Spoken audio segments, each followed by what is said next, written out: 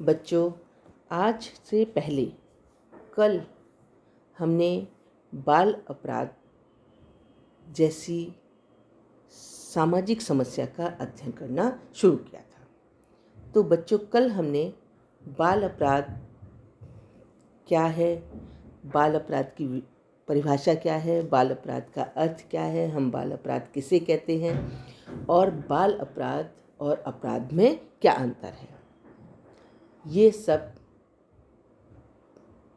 Points का हम कल अध्ययन कर चुके हैं। लेकिन आज हम उसी का रिमेनिंग पार्ट जो है बाल अपराध के कारण, उनका अध्ययन करेंगे।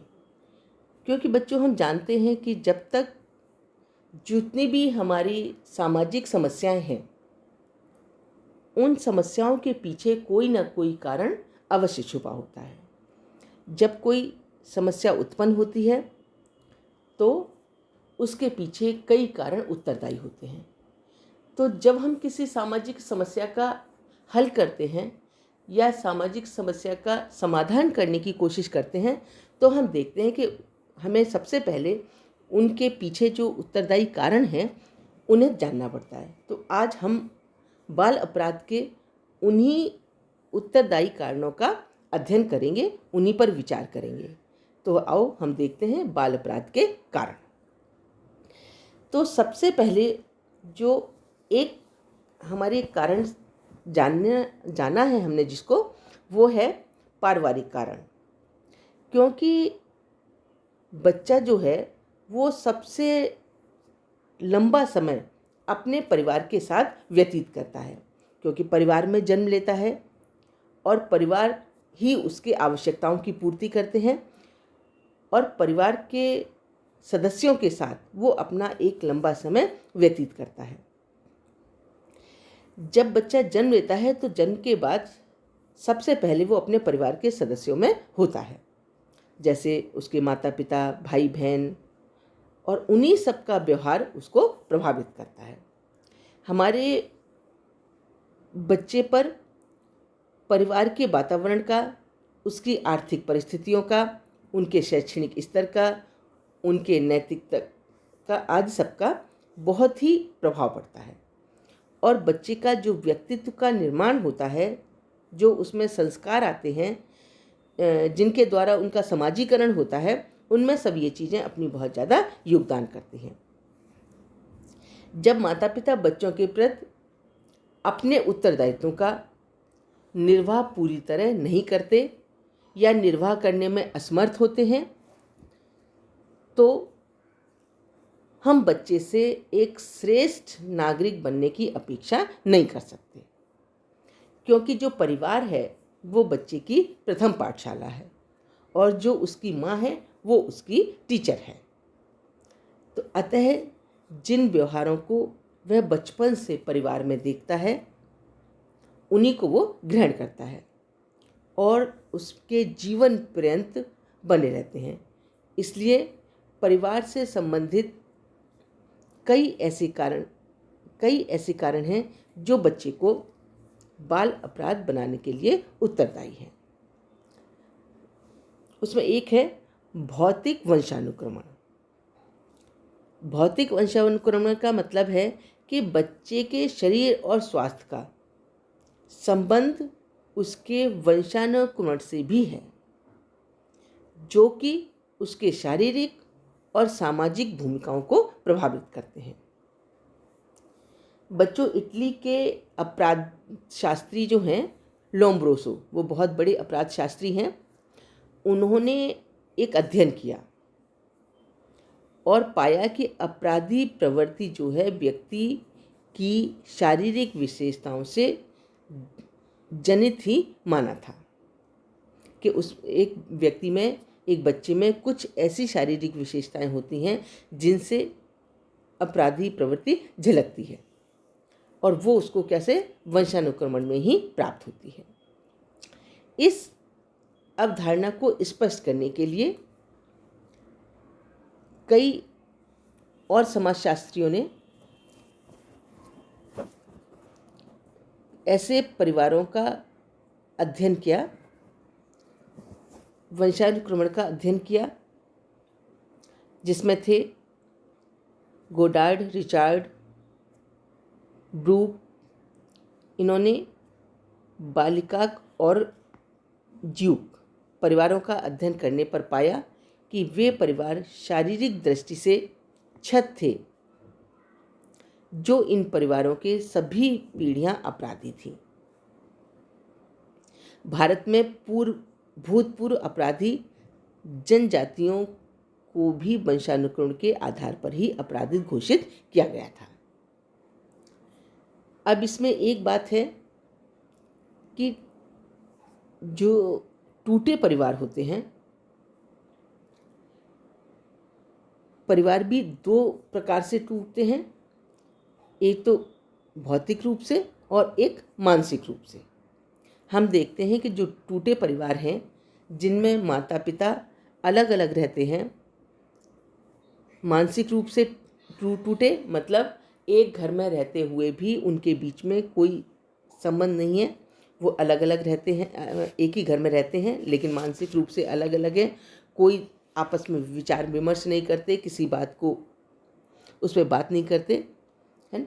और दूसरा है भौतिक रूप से टूटे, मतलब किसी कारण से वो माता पिता अलग अलग हो गए हैं, अलग अलग रहते हैं, है ना, या उनकी किसी उस पर मृत्यु हो गई है, या लंबे समय तक बीमारी से वो अस्पताल में हैं, या सेना में भर्ती हैं तो भी बहुत लंबे समय तक घर नहीं आ पाते, है ना, या अपराधी प्रवृत्ति किसी अपराध के कारण वो जेल में हैं तो भी घर में नहीं होते। तो ऐसे जो परिवार हैं उनमें बच्चों का पालन पोषण अकेली माँ को ही करना पड़ता है, और जब पूरे सदस्य उनके साथ नहीं होते तो उनकी देखरेख अच्छी तरह नहीं होती, उनको स्वस्थ वातावरण प्राप्त नहीं होता, है ना, तो भी टूटे परिवार के बच्चे भी अपराधी उसमें चले जाते हैं या अपराधी प्रवृत्ति उनमें जन्म ले लेती है। तीसरा है अपराधी भाई बहन। यदि परिवार ही अपराध के लिए उत्तरदायी है तो परिवार का सभी बच्चों पर समान रूप से प्रभाव पड़ना चाहिए, किंतु हम ये जानते हैं यह बात सही नहीं है। प्रत्येक बच्चे का पारिवारिक पर्यावरण भिन्न भिन्न होता है। माता पिता का स्नेह सभी बच्चों को कई बार समान रूप से प्राप्त नहीं होता। दूसरा बच्चा पहले बच्चे की स्थिति ग्रहण करने के लिए प्रयत्न करता है, और विभिन्न अध्ययनों में इस बात को प्रकट करते हैं कि बच्चों में अपराधी प्रवृत्ति के लिए उनके भाई बहनों की भूमिका भी महत्वपूर्ण रही है। कि अगर घर में कोई पहले से बड़ा भाई किसी अपराधी प्रवृत्ति में संलग्न है, उसमें अपराधी प्रवृत्ति है, किसी तरह का वो अपराध कर चुका है, जेल जा चुका है ना, तो भी घर का वातावरण उसी आधार पर पनपता है, और जो उससे छोटे बच्चे हैं, नए जन्मे बच्चे हैं, या उसके छोटे भाई बहन हैं, वो उसी अपराधी प्रवृत्ति में चले जाते हैं। तीसरा है सौतेले माता पिता। सौतेले माँ बाप होने पर भी बच्चों को परिवार में स्नेह और प्यार जो मिलना चाहिए, जो स्वस्थ वातावरण मिलना चाहिए, वह नहीं मिल पाता। वह दो प्रकार के बच्चों के प्रति पक्षपातपूर्ण व्यवहार किया जाता है, जिसके परिणाम स्वरूप भी बच्चों में ऐसे माता पिता के प्रति विद्रोह की भावना उत्पन्न हो जाती है। वह उनसे घृणा करने लगते हैं, उनकी बात को नहीं मानते। वह परिवार के से दूषित वातावरण पैदा हो जाता है, और इस वातावरण से मुक्ति पाने के लिए वो घर को छोड़ देते हैं और घर से बाहर घूमने लगते हैं, ज़्यादा समय घर के बाहर व्यतीत करते हैं। आवारापन जिनमें पनप जाता है कि बिना किसी उद्देश्य के घूमते रहते हैं घर से बाहर, क्योंकि घर में उनका मन नहीं लगता, घर में उनको स्वस्थ वातावरण नहीं मिलता, तो भी वो धीरे धीरे करके अपराधी बन जाते हैं। अगला है बच्चों पक्षपात। जैसे परिवार में बच्चों के प्रति पक्षपातपूर्ण व्यवहार होने पर भी बच्चों में निराशा उत्पन्न हो जाती है और वो घृणा की भावना उनमें जन्म ले लेती है। यदि भाई बहनों के बीच परिवार में कुछ बच्चों को विशेष सुविधाएं प्रदान की जाती हैं, जैसे उसमें अच्छा खाना है, अच्छा पहनना है, पढ़ाई के लिए विशेष सुविधाएं हैं, है ना, तो भी दूसरों भाई बहनों के प्रति भेदभावपूर्ण व्यवहार किया जाता है, तो ईर्ष्या एवं द्वेष का वातावरण बनता है। उन बच्चों में, भाई बहनों में परस्पर प्यार नहीं रहता, मनमुटाव और संघर्ष उत्पन्न होता है। एक को विशेष सुविधाएं देना, दूसरे को अधिक डांट मार खाने वाला बच्चा परिवार में वयोवृद्ध लोगों का सम्मान करना बंद कर देता है और उन लोगों की इच्छा के विपरीत कार्य करने लगता है। उसके मन में एक भावना जन्म ले लेती है कि जब मेरा परिवार में कोई महत्व नहीं है, परिवार के अन्य सदस्यों को मेरी आवश्यकता नहीं है या मेरे प्रति कोई विशेष ध्यान नहीं दिया जाता है ना, तो ये भावना के रहते वो परिवार से अलग हो जाता है, मानसिक रूप से भी और धीरे धीरे शारीरिक रूप से। उसे भी परिवार के अन्य सदस्यों की आवश्यकता नहीं होती। तो हमने देखा कि भेदभावपूर्ण व्यवहार भी बच्चे को अपराधी प्रवृत्ति को जन्म देते हैं। अब है हमारा दोषपूर्ण अनुशासन। मतलब हमें एक सीमा तक स्वतंत्रता होनी चाहिए, प्राप्त होनी चाहिए, और हमारे ऊपर या बच्चों के ऊपर एक सीमा तक अनुशासन भी रखना चाहिए। हमारे जीवन को व्यवस्थित करने के लिए दोनों ही आवश्यक हैं। अगर बच्चों को बहुत अधिक नियंत्रण होने पर या उनके ऊपर बहुत कठोर नियंत्रण होता है, तो वे इस कठोरता से बचने के लिए भी घर से बाहर भागना चाहते हैं, घर से बाहर रहना चाहते हैं। और जैसे ही उन्हें अवसर प्राप्त हो जाता है, वे उन कार्यों को करने लगते हैं, घर से बाहर रहने लगते हैं, किसी न किसी बहाने घर से बाहर जाने लगते हैं।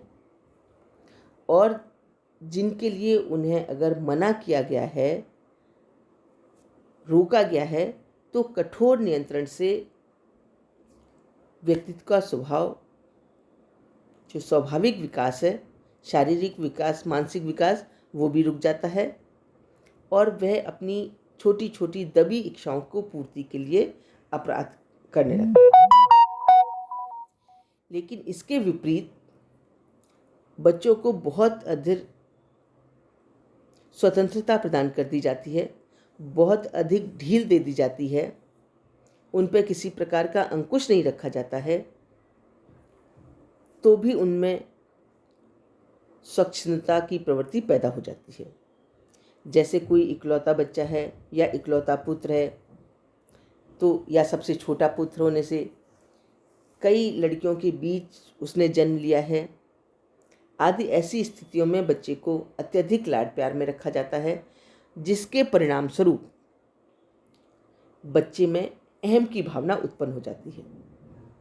वो सोचता है कि मैं इन सब बहनों से ऊपर हूँ, मैं कुछ भी कर सकता हूँ, कुछ भी कह सकता हूँ, कैसा भी व्यवहार कर सकता हूँ, मेरे ऊपर किसी प्रकार का कोई नियंत्रण नहीं है, माता पिता का विशेष लाभ है, विशेष प्यार है मेरे ऊपर, उसकी सारी आवश्यकताओं की पूर्ति की जाती है, बहनों की अपेक्षा ज़्यादा सुविधाएं प्रदान की जाती हैं, तो भी उसमें मनमानी करने जैसी प्रवृत्तियां जन्म ले देती हैं और धीरे धीरे वो नियंत्रण से बाहर चला जाता है। तो हमने देखा कि हमारे जीवन के लिए दोनों ही आवश्यक हैं। जितनी स्वतंत्रता आवश्यक है, उतना ही हमारी प्रवृत्तियों को नियंत्रण करने के लिए हमारे ऊपर नियंत्रण भी आवश्यक है। अगला है गरीबी।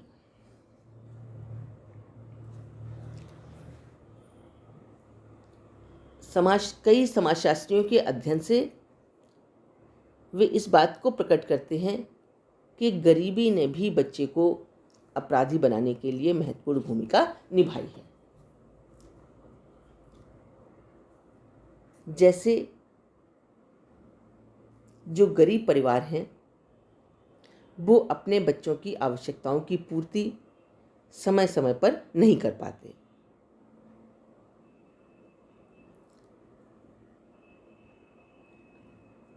बच्चों के पिता मजदूर हैं या मजदूरी से उनको बहुत कम आय प्राप्त होती है, तो बच्चों की शिक्षा का प्रबंध नहीं हो पाता है और वो बच्चे कम उम्र में ही कारखाने में लग जाते हैं। अतः उन्हें थोड़ा थोड़ा प्रलोभनों के सामने वे झुक जाते हैं और सामाजिक एवं आर्थिक स्थिति निम्न होने पर बच्चों में हीनता की भावना भी पैदा हो जाती है और वे अपनी आवश्यकताओं के लिए इधर उधर घूमकर या बड़े अपराधियों के संपर्क में आने पर उनकी छोटी छोटी आवश्यकताओं की पूर्ति या उन्हें गलत रास्ते पर ले जाने के लिए छोटा छोटा पैसा वो उन्हें प्रदान करते हैं और इस चीज़ की उनको लत पड़ जाती है। और जैसे ही माता पिता घर से बाहर काम के लिए जाते हैं उस अवधि में बच्चे आवारागर्दी कर लेते हैं, इधर उधर घूमते रहते हैं, उन पर कोई नियंत्रण नहीं रह जाता और ऐसे लोगों के संपर्क में आ जाते हैं जो पहले से अपराधी हैं। तो गरीबी भी बच्चों को अपराधी बनाने के लिए बहुत उत्तरदायी है।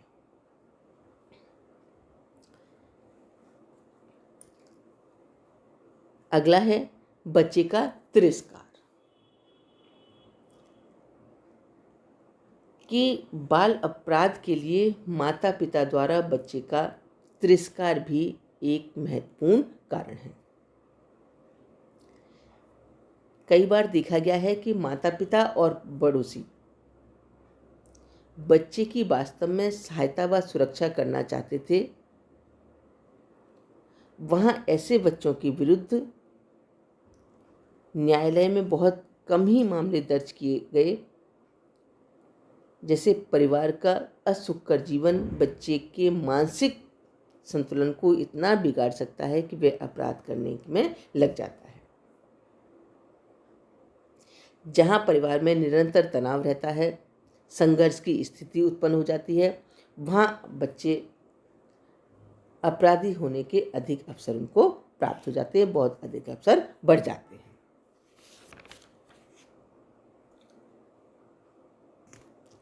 दूसरा जो कारण है वो है व्यक्तिगत कारण।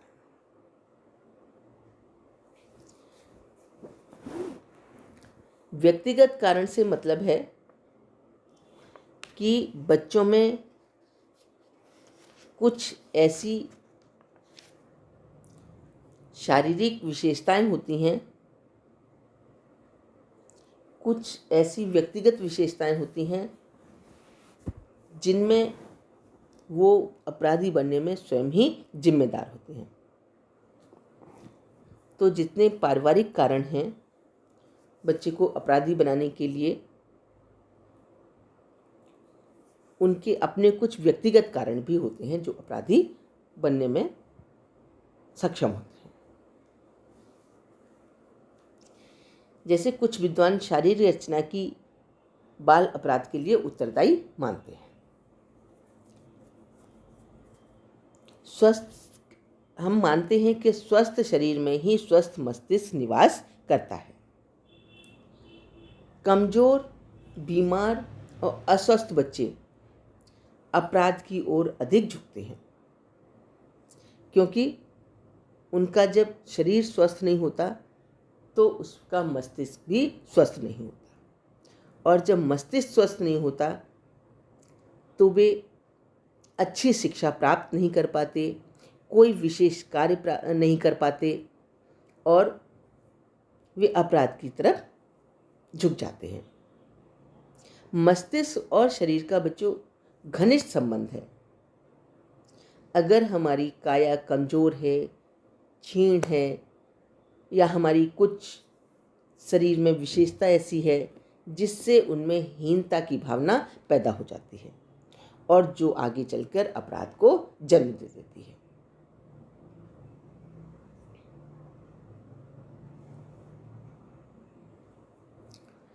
उसमें है एक मानसिक कारण। मनोवैज्ञानिकों और मनोचिकित्सकों ने मानसिक असमानताओं को बाल अपराध के लिए बहुत ही उत्तरदायी कारक माना है, क्योंकि उन्होंने इसे एक कारक के रूप में माना है और उसी रूप में दर्शाया है जैसा कि वे चाहते हैं। मानसिक कारकों में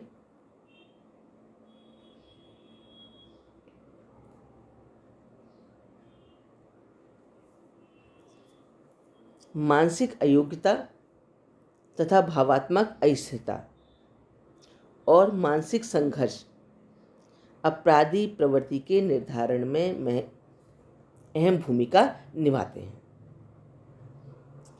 जैसे बाल अपराधी मानसिक रूप से पिछड़े होते हैं,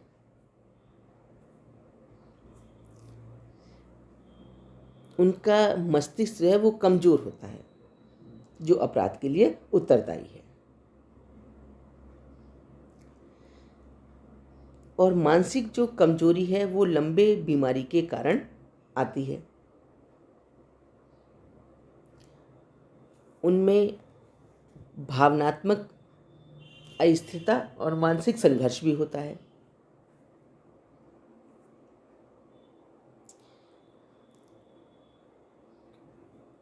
ये पाया गया है कि अपराधियों में भावात्मक अस्थिरता एक महत्वपूर्ण प्रभाव रहा है।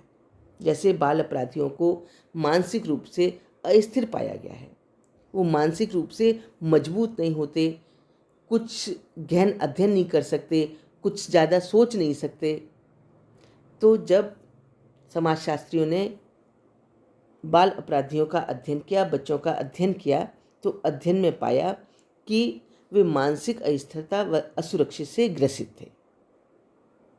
उनमें मानसिक रूप से अस्थिरता थी, वो मानसिक रूप से स्थिर नहीं थे और असुरक्षा से ग्रसित थे। वे अपने को अपने परिवार में सुरक्षित महसूस नहीं करते थे।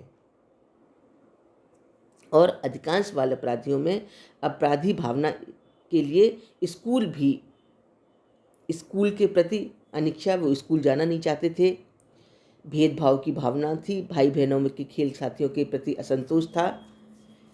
तो इस तरह की भावना भी हमारे बच्चों को अपराध की तरफ ले जाती है। अब हम देखते हैं तीसरा कारण है सामुदायिक कारण। जो पूरे समुदाय के बीच बच्चा जब उपस्थित होता है, समुदाय में बच्चा रहता है, यदि उसका वातावरण अनुपयुक्त नहीं है तो वह बच्चा अपराधी बन सकता है। जैसे घर की बुरी दशा है, बच्चों के लिए अवांछनीय होती है, बच्चों घर में कोई सुख नहीं है, गरीबी निम्न आर्थिक सामाजिक दशा की सूचक है कि अगर गरीबी है, परिवार में निम्न है, तो कोई आवश्यकताएं पूर्ति करने में माता पिता सक्षम नहीं हैं, तो भी वो किसी ऐसे परिवार का स्वच्छ वातावरण नहीं है जिसका समुचित व्यवस्था के कारण उनको उपस्थित घर में रखा जाए। घर में कोई समुचित व्यवस्था नहीं है, गंदी बस्तियों में, स्थान पर योजनाबद्ध रूप से बसाई गई बस्तियों में वो निवास करते हैं, तो भी जो है वो अपराध की दर बढ़ती जाती है। और ऐसे परिवारों के बच्चे जिनकी घर की सामुदायिक व्यवस्था अच्छी है, स्वस्थ वातावरण है, आवश्यकताओं की पूर्ति समय पर हो रही है उन्हें घर में सुविधाएं प्राप्त हो रही हैं, वो नई अच्छी बस्तियों में निवास कर रहे हैं, तो बाल अपराध की दर को घटाया जा सकता है। आज का जो मनोरंजन है, वो मनोरंजन भी बच्चों पर गलत प्रभाव डाल रहा है, क्योंकि बाल अपराध जो बच्चे हैं जिनकी आयु अभी अच्छे बुरे में अंतर करने की स्थिति में नहीं होती, तो जो उन्हें अच्छा लगता है, जो उनके मन को अच्छा लग जाता है, वो उसी प्रवृत्ति को अपनाने लगते हैं। तो आजकल हम देखते हैं कि बच्चे जो मनोरंजन का साधन अपना रहे हैं, तो उनके पास जो मनोरंजन है वो उचित नहीं है। उचित सुविधा ना होने पर भी बाल अपराध की दरें जो हैं वो बढ़ती जा रही हैं। माता पिता इतना ध्यान नहीं दे पाते कि जो वो सुविधाएं अपना रहे हैं या जिस तरीके से वो मनोरंजन का साधन जो अपना रहे हैं वो कैसा है, या खाली समय में जब बच्चा ना तो स्कूल में है और ना ही कोई काम कर रहा है, उस समय उसकी प्रवृत्ति अपराधों की तरफ ज़्यादा आगे बढ़ती है। कहते हैं खाली दिमाग शैतान का घर। तो वास्तव में वो जो खाली दिमाग है उसमें कोई ना कोई शैतानी प्रवृत्ति जन्म ले लेती है। तो हमें चाहिए कि जो मनोरंजन के साधन हैं बच्चों को अच्छी तरह से या अच्छे मनोरंजन के साधन उपलब्ध कराए जाएं। घर की अपेक्षा उन्हें पार्क में या खाली स्थानों पर वो सुविधाएं प्रदान कराई जाएं जिससे बच्चा थोड़ा मानसिक रूप से भी स्वस्थ हो और शारीरिक रूप से स्वस्थ हो। आजकल देखा गया है कि जो बहुत सारे बच्चे मीडिया से, लैपटॉप से, फ़ोन से संलग्न रहते हैं, उनमें बिल्कुल भी शारीरिक क्रियाएं नहीं होती। अब बच्चे क्या देख रहे हैं इन पर माता पिता ज़्यादा ध्यान नहीं दे पाते। आजकल जो पिक्चरें बन रही हैं, जो मनोरंजन के साधन हैं, वो बच्चों के लिए पर्याप्त नहीं हैं। तो बच्चे छोटे छोटे खाली समय में उठाईगिरी, कोई चीज़ इधर से उधर चोरी, आलस में पड़े रहते हैं और इस समय वो बेपरवाह हो जाते हैं। इसका लाभ उठाकर बच्चे थोड़ी थोड़ी चोरी करने लगते हैं, छोटी छोटी उठाईगिरी करने लगते हैं, घर से पैसे चुराकर पिक्चर देखने चले जाते हैं और छोटे छोटे अपराध करते हुए आगे चलकर बड़े अपराधी बन जाते हैं। नेक्स्ट है स्कूल, हमारी शिक्षण संस्थाएं। वैसे तो विद्यालय जो है ज्ञान का मंदिर है, वहाँ मानवता बच्चों में ढाली जाती है। आजकल विद्यालय का अनुपयुक्त वातावरण होने पर बच्चे से अच्छा नागरिक बनने की अपेक्षा हम नहीं कर सकते, क्योंकि विद्यालय ही बच्चों के लिए उचित और सामाजिक जीवन व्यतीत करने हेतु उपयुक्त वातावरण प्रस्तुत करता है। शिक्षा का बच्चे पर प्रत्यक्ष और अप्रत्यक्ष प्रभाव पड़ता है। स्कूल का वातावरण, बच्चों का व्यवहार, स्कूल के साथी, छात्रों व अध्यापकों के साथ संबंध, अध्यापकों की प्रभावहीनता, अध्यापक का घर में संघर्ष, उनकी असुरक्षा, बीमारी एवं प्रशिक्षण पाठ्यक्रम की कठोरता, मनोरंजन एवं आराम का अभाव, अयोग्य छात्रों की क्रमोन्नति, घर में अधिक काम तथा आलस्य आदि कुछ ऐसे कारण हैं जो बच्चे के कोमल मस्तिष्क की प्रभावित करें और जो प्रभावित करते हैं अपराधी या अयोग्य नागरिक बनाने में योग देते हैं। जैसे जब बच्चे कम अंक प्राप्त करते हैं या फेल हो जाते हैं, बच्चों का स्कूल छुड़वा दिया जाता है और बच्चों को जब अपने अपराधी माता पिता के लिए स्कूल में छेड़ा जाता है, उनका मजाक बनाया जाता है, तो उनमें हीन भावना पैदा हो जाती है और वे स्कूल छोड़ देते हैं। और कभी कभी तो लंबे समय तक माता पिता को पता ही नहीं चलता और स्कूल के समय जाते हैं और आवारा गर्दी करते रहते हैं और वापस लौट आते हैं। तो हमने देखा आजकल स्कूल के वातावरण भी ऐसे हो गए हैं जो बच्चों को उचित वातावरण जो उन्हें मिलना चाहिए वो उन्हें प्राप्त नहीं हो पाता है। अपराधी क्षेत्र, पड़ोस और अपराधी क्षेत्र में निवास का भी अपराधी प्रवृत्ति से घनिष्ठ संबंध है। बहुत सारी ऐसी अनैतिक स्थान होते हैं जैसे वेश्याओं के अड्डे, जुआरियों के अड्डे, चोरों के अड्डे, शराबियाँ जहाँ इकट्ठे होते हैं और गुंडों के पास निवास स्थान होने पर बच्चों के अपराधी होने के अधिक अवसर रहते हैं।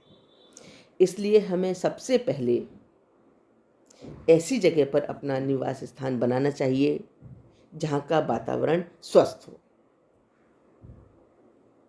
क्योंकि बच्चे में जो है अनुकरण करने की प्रवृत्ति बहुत अधिक होती है।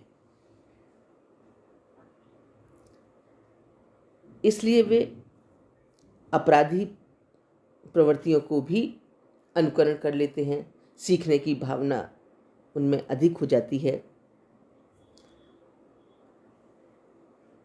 कई स्थानों पर देखा गया कि बच्चों को रखने की दृष्टि सुरक्षित नहीं है।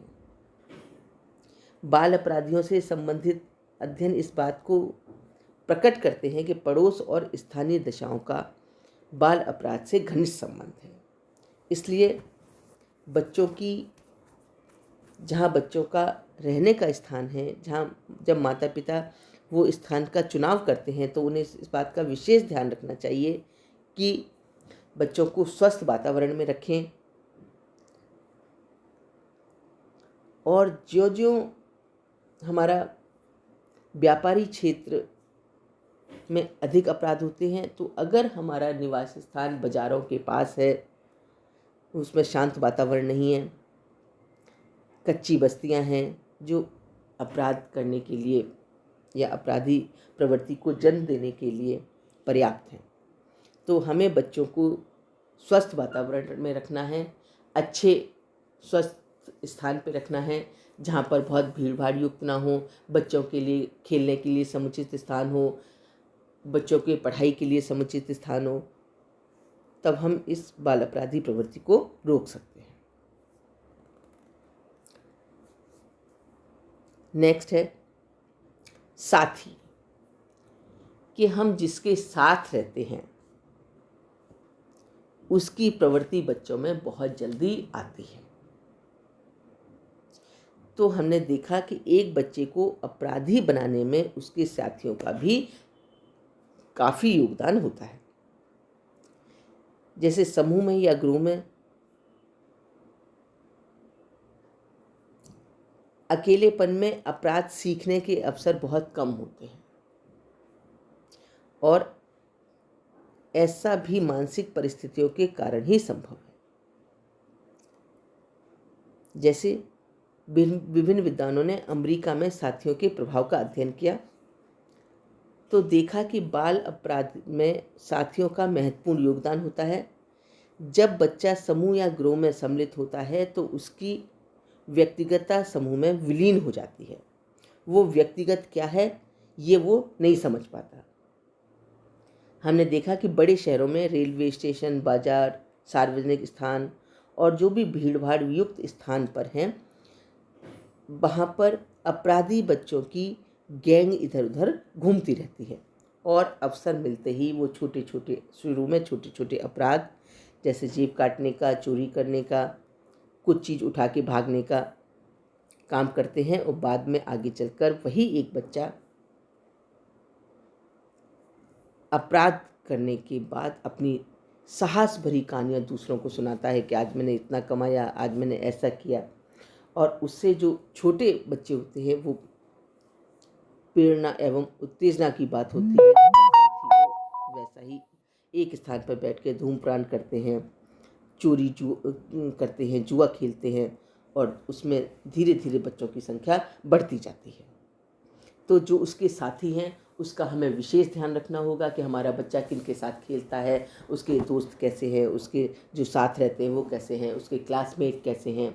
हमेशा बच्चों को हमें अच्छे बच्चों के साथ रहने की प्रेरणा देनी चाहिए, अच्छे बच्चों के साथ उनके दोस्त बनाने की प्रेरणा देनी चाहिए। ऐसी बातें बच्चों को सिखानी और बतानी चाहिए जो दोस्त मित्रता का अर्थ समझाते हों, दोस्ती का अर्थ बताते हों, तो हम इस बात को रोक सकते हैं और बाल अपराध की प्रवृत्ति उनमें आने से पहले ही हमें सचेत होना चाहिए। नेक्स्ट और लास्ट है कि युद्ध जो है वो भी सामाजिक विघटन एवं विनाश उत्पन्न करता है तथा सामान्य और पारिवारिक जीवन को नष्ट करता है। बाल अपराध व युद्ध का अध्ययन करने पर हमें पाया कि युद्ध के कारण बच्चों की शिक्षा बंद की गई।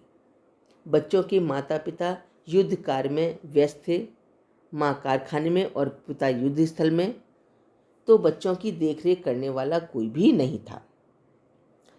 बम गिरने के समय शहर में लूटपाट मच जाती थी। शांति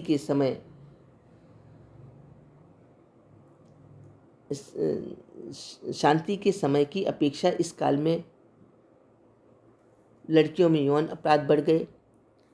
अमेरिका में भी युद्ध के दिनों में बाल अपराध की दर प्रतिशत बढ़ गई। युद्ध के दिनों में सबसे अधिक अपराध यूरोप में गरीबी बढ़ने से, मकानों की समस्या बढ़ने से, भोजन की कमी से और बाजार में कीमतें बढ़ने से आदि के कारण बहुत सारे इस समय जो बच्चे थे वो युद्ध पूर्व नैतिक मूल्यों से अनुकूलन करना कठिन हो गया था और बहुत सारे बच्चे अपराध की प्रवृत्ति जो है उनमें जन्म ले ली थी। क्योंकि कई बार हम बहुत अच्छे मूल्यों की बात करते हैं, लेकिन गरीबी और आवश्यकताओं की पूर्ति की कमी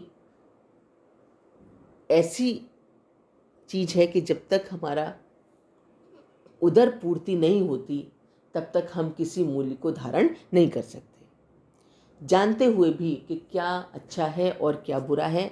लेकिन मजबूरी बस गरीबी के कारण, निर्धनता के कारण बहुत सारे लोग ऐसे अपराध कर लेते हैं जो शायद सही स्थिति में होते तो वो अपराध नहीं करते। तो ये जो सब कारण हैं ये बाल अपराध के लिए बहुत उत्तरदायी कारण हैं। इन्हीं के कारण बाल अपराध का जन्म हुआ है। अगर हमें बाल अपराध को रोकना है तो सबसे पहले इन कारणों की जो इसके लिए उत्तरदायी हैं उनका समाधान करना होगा, तभी हम बाल अपराध को और आगे आने वाले वयस्क अपराध की समस्या को समाधान करने की कोशिश कर सकते हैं, उनमें कमी करने की कोशिश कर सकते हैं। धन्यवाद।